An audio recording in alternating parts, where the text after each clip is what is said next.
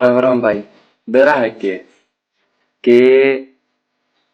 मेरा किसी तय वाद विरोध पर, ठीक है ना, अपन किसी का कोई मतलब, मैं ओनली मनोरंजन के लिए ही वीडियो बनाऊं, ना मेरे तक किसी तक माड़ा होवे ना किसी तक माड़ा करे जावे।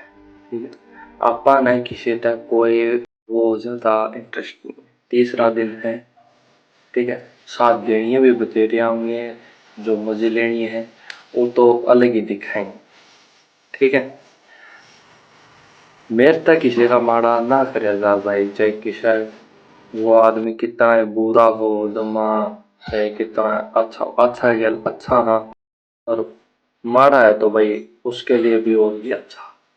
ठीक है, मैं सुना है तू या जो शब्द है वो कह के अपमान नहीं करना चाह। ठीक है, मेरे तो माड़ा नहीं करे जा रहा है।